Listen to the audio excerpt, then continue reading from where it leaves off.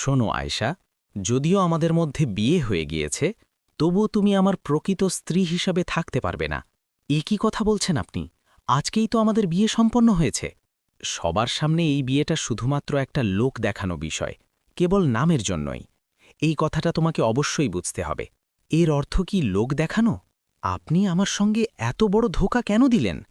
আমার বাধ্যবাধকতাটা বোঝার চেষ্টা করো আয়েশা, আমাকে বোঝার চেষ্টা করো।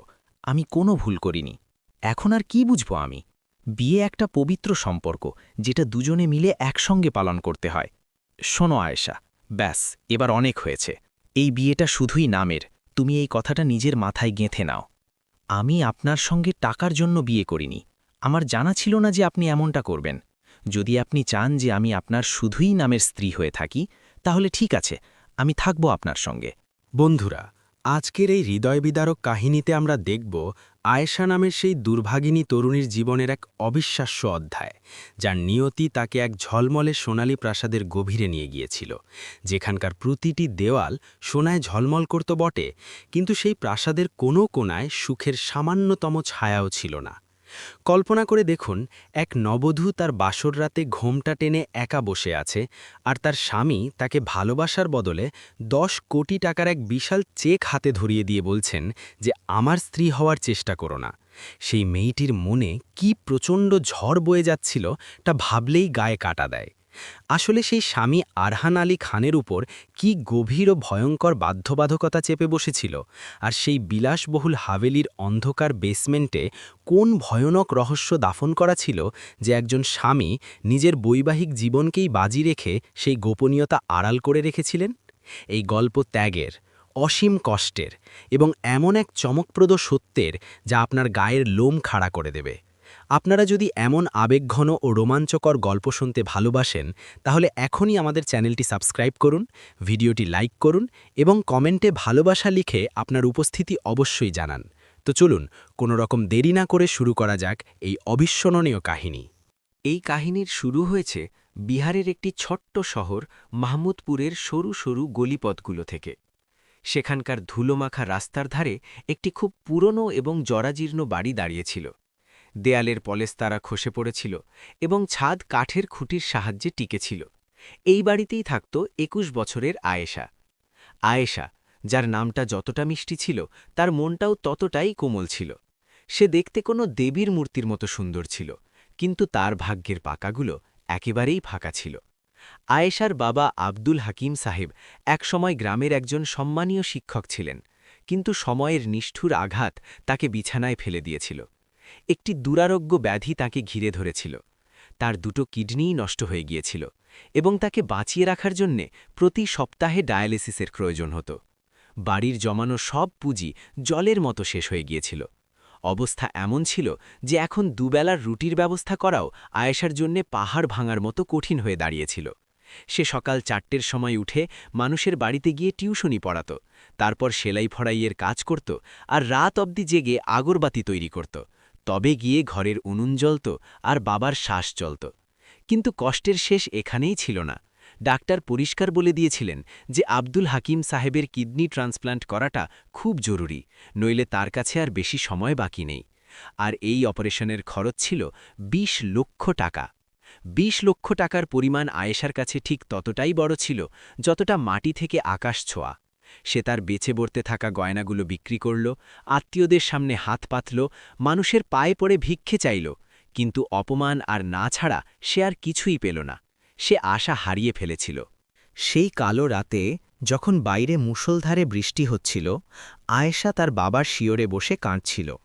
তখনই তাদের ভাঙা দরজায় একটা কড়া নাড়ার আওয়াজ হল। এত রাতে কে আসতে পারে?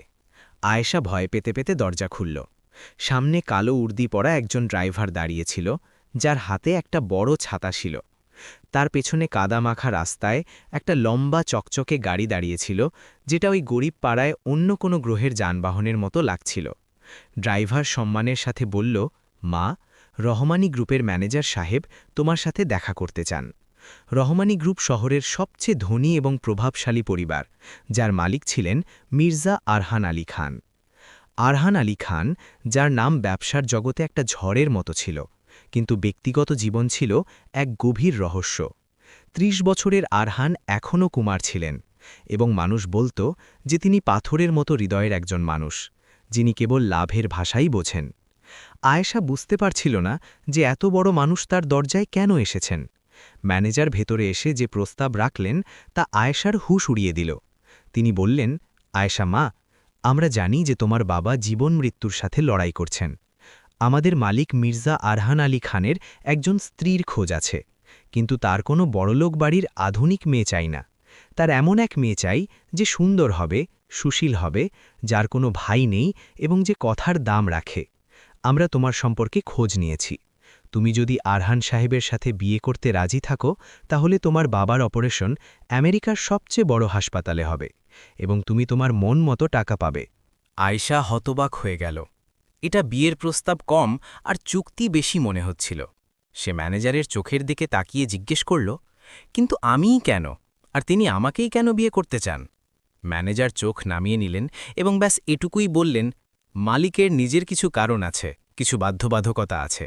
শুধু এটুকু জেনে নাও যে এই বিয়েটা কেবল কাগজ আর রীতিনীতি পর্যন্তই সীমাবদ্ধ থাকবে। তোমাকে রাজপ্রাসাদে রানীর মতো রাখা হবে, কিন্তু বদলে তোমার আরহান সাহেবের জীবনের সিদ্ধান্তের উপর প্রশ্ন তোলার কোনো অধিকার থাকবে না। যদি রাজি থাকো তবে এই মুহূর্তেই গাড়িতে বসে পড়ো। তোমার বাবাকে অ্যাম্বুলেন্স হাসপাতালে নিয়ে যাবে। একদিকে বাবার ভাঙা শ্বাস ছিল, অন্যদিকে নিজের জীবনের সওদা। আয়েশা বাবার ফ্যাকাশে হয়ে যাওয়া মুখটা দেখল এবং এক মুহূর্তেই সিদ্ধান্ত নিয়ে নিল। একজন মেয়ে তার সুখের বলিদান দিয়ে দিল। সে হ্যাঁ বলে দিল। পরের দিনই কোর্টে কাগজের কাজ হল এবং সন্ধ্যায় শহরের একটি পুরনো মসজিদে বিয়ের রীতি সম্পন্ন হল। না কোনো ব্যান্ড বাজনা, না অতিথি, না হাসি ঠাট্টা। আরহান আলী খান মণ্ডপে এলেন। তিনি অত্যন্ত সুন্দর এবং সুঠাম ব্যক্তিত্বের অধিকারী ছিলেন, কিন্তু তার মুখটা একদম ভাবলেশহীন ছিল। তার চোখে এক অদ্ভুত শূন্যতা এবং কঠোরতা ছিল। তিনি পুরোটা সময় আয়েশার দিকে একবারও ফিরে তাকাননি। কেবল মশিনের মতো পাক ঘুরলেন, সিঁথিতে সিঁদুর পরালেন আর মঙ্গলসূত্র পরালেন। আয়েশার মনটা বসে যাচ্ছিল। তার মনে হলো সে কোনো মানুষের সাথে নয়, বরং একটা পাথরের মূর্তির সাথে বিয়ে করেছে। বিদায়ের পর আয়েশাকে রহমানি হাভেলিতে নিয়ে যাওয়া হলো। শহর থেকে দূরে ঘন জঙ্গল এবং পাহাড়ের মাঝে তৈরি সেই হাভেলিটা কোনো দুর্গের মতো ছিল। উঁচু উঁচু দেয়াল, বড় বড় লোহার গেট আর চারদিকে ছড়িয়ে থাকা নিস্তব্ধতা। হাভেলির ভেতরে দামি ঝাড়বাতি, মখমলের গালিচা আর ডজন ডজন চাকর ছিল, কিন্তু সেখানে ঘরের মতো উষ্ণতা ছিল না। সবকিছু খুব শীতল আর আনুষ্ঠানিক ছিল। আয়েশাকে আরহানের ঘরে নিয়ে যাওয়া হলো। বাসর রাতের ওই রাত ছিল। ঘর ফুলে ফুলে সাজানো ছিল, কিন্তু সেই ফুলের সুবাসেও এক অদ্ভুত রকমের বিষণ্ণতা মিশেছিল। আয়েশা ঘুমটা দিয়ে খাটের এক কোণায় বসেছিল, নিজের হাতের মেহেন্দির দিকে তাকিয়েছিল, যাতে আরহানের নাম লেখা ছিল। তার ভয়ও লাগছিল আর একটা অদ্ভুত আশাও ছিল যে হয়তো কথা বললে এই পাথর গলে যাবে। তখনই ঘরের ভারী দরজা খুলল, আরহান ভেতরে এলো। তার পায়ের শব্দ আয়েশার বুকের স্পন্দন বাড়িয়ে দিল। আরহান নিজের শেরবানি খুলল আর সোফায় ছুঁড়ে ফেলে দিল। সে আয়েশার কাছে এলো, কিন্তু তার মুখে কোনো ভালোবাসা বা আকর্ষণ ছিল না।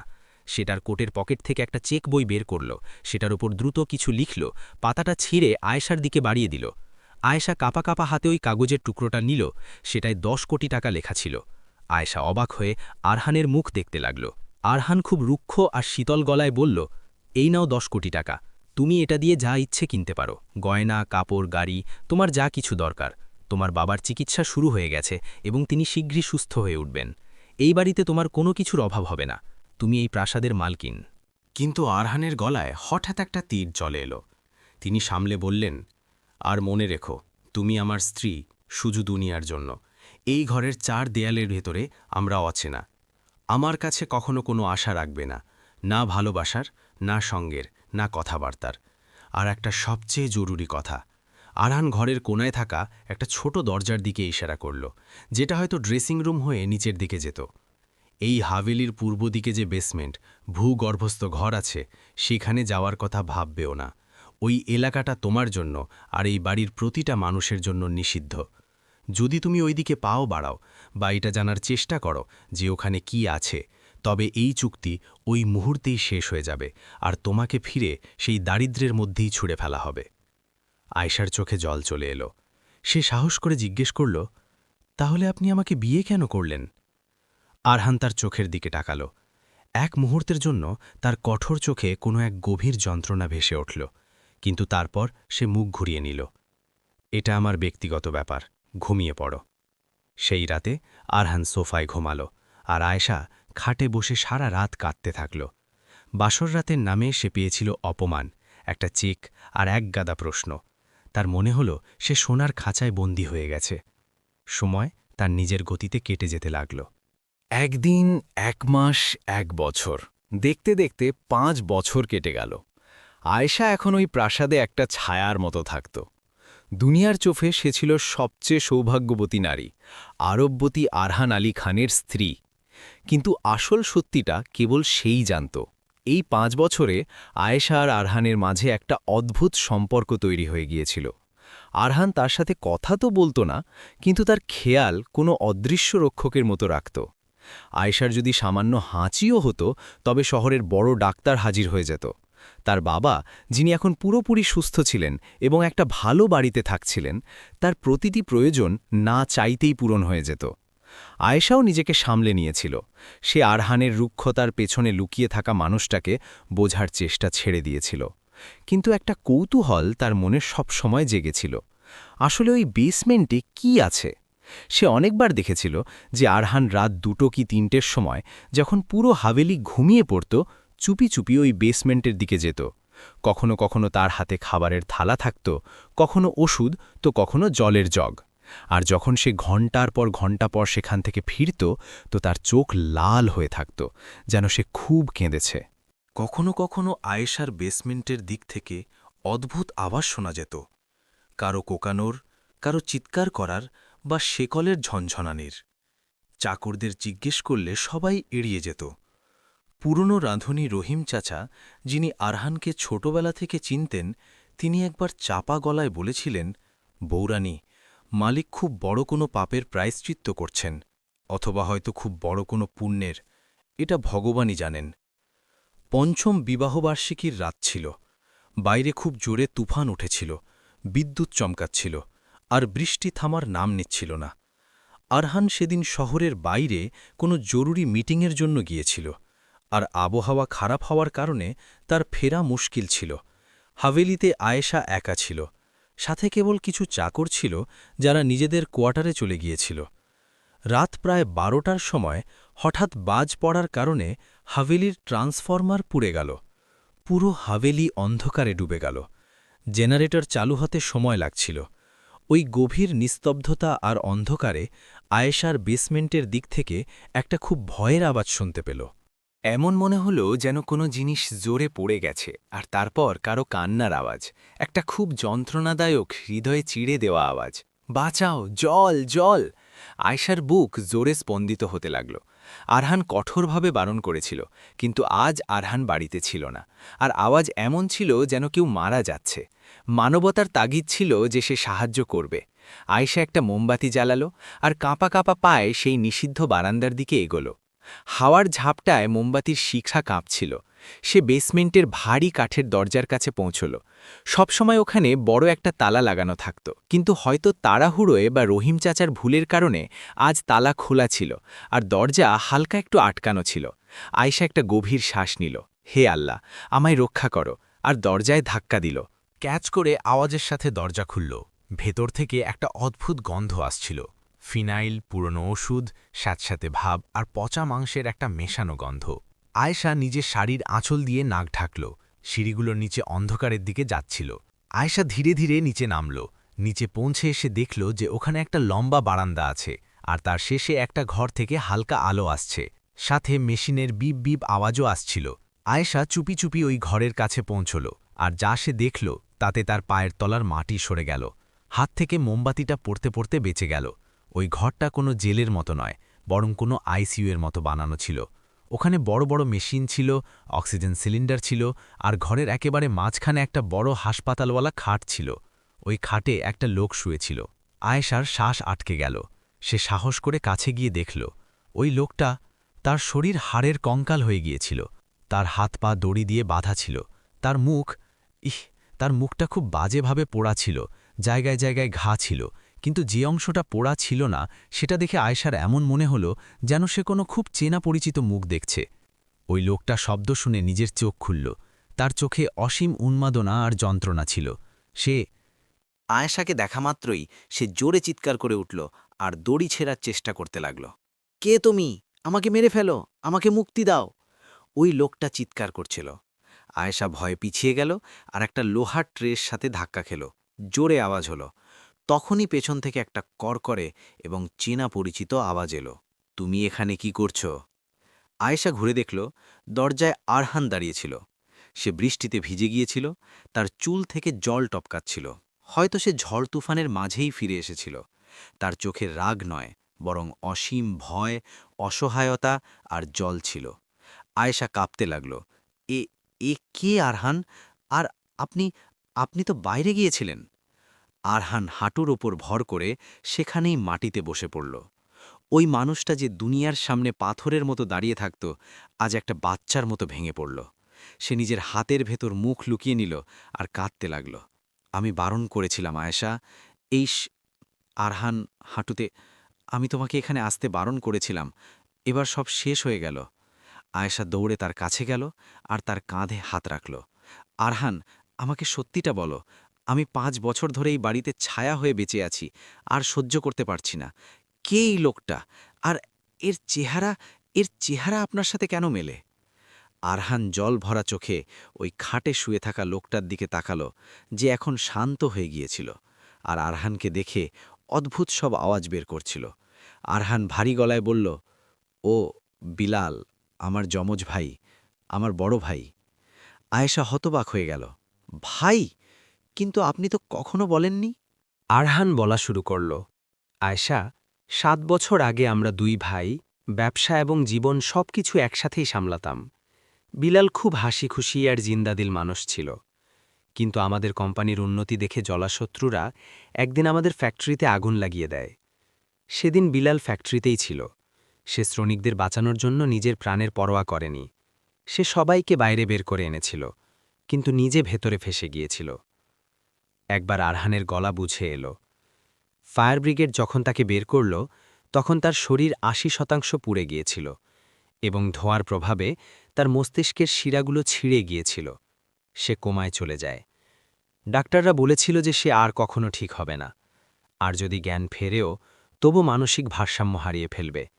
সে হিংস্র হয়ে উঠতে পারে, নিজেকে বা অন্যকে ক্ষতি পৌঁছতে পারে। কিন্তু তাকে এখানে বেসমেন্টে কেন রাখলেন?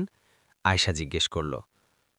কারণ, আরহান ফুপিয়ে কাঁদতে কাঁদতে বলল, বাবা মরার সময় আমার কাছ থেকে কথা নিয়েছিলেন, যদি দুনিয়া জানতে পারত যে কোম্পানির আসল উত্তরাধিকারী বিলাল আলী খান পাগল হয়ে গেছে আর এমন অবস্থায় আছে, তাহলে শেয়ার মার্কেট পড়ে যেত, আমাদের কোম্পানি বরবাদ হয়ে যেত, আর হাজার হাজার মানুষ বেকার হয়ে পড়ত।